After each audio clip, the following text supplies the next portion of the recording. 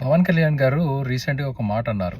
అంటే తమిళనాడు గవర్నమెంట్ పైన, మరి మీరు హిందీని వ్యతిరేకిస్తున్నారు, అలాంటప్పుడు మీ మూవీస్ హిందీలో డబ్ చేసి నార్త్ స్టేట్స్లో ఎందుకు రిలీజ్ చేస్తున్నారు అనేసి.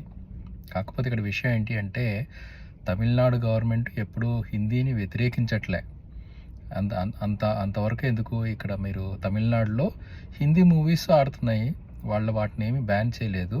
వాళ్ళ ఉద్దేశం ఏంటి అంటే, బాబు మాకు హిందీ బలవంతంగా మా పైన పెట్టొద్దు, అఫీషియల్గా మాకు ఆల్రెడీ 2 లాంగ్వేజెస్ ఉన్నాయి, will go with those 2 languages, Tamil and English. ఈ హిందీ ఎవరికైతే ఇష్టం ఉందో వాళ్ళు నేర్చుకుంటారో, it will be as is అన్నట్టుగా వాళ్ళు మాట్లాడుతున్నారు. అంతేగాని దాన్ని కంపల్సరీ చేసి మా నెత్తిపైన అది రుద్దొద్దు అనేసి మాత్రమే అంటున్నారు వాళ్ళు.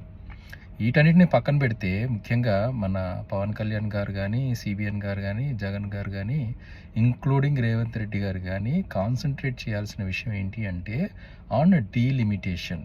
ఇప్పుడు అమిత్ షా గారు ఏమన్నారు, మీ సీట్లు మీకే ఉంటాయి, వాటిని మేమేం డిస్టర్బ్ చేయము అన్నారు.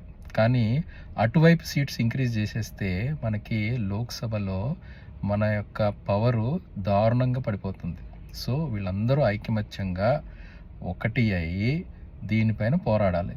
అంటే మీరు లోక్సభ సీట్స్ అటువైపు కానీ ఇంక్రీజ్ చేస్తే ప్రపోర్షనేట్గా మా స్టేట్స్లో కూడా ఇంక్రీజ్ చేయాలి అని గట్టిగా వాదించాలి. అది మనకి అసలైన విజయం, దానిపైన ఫోకస్ పెట్టాలి. అంతేగాని ఈ భాష వీటిపైన మనకి వచ్చేదేమి లేదు దీంట్లో. సో దయచేసి ఈ తెలుగు రాష్ట్రాల్లో ఉన్నటువంటి లీడర్స్ అందరూ దీనిపైన కాన్సన్ట్రేషన్ పట్టి ఒక యూనిటీ తీసుకొచ్చి మన యొక్క వాదాన్ని సెంటర్కి బలంగా వినిపించాలి.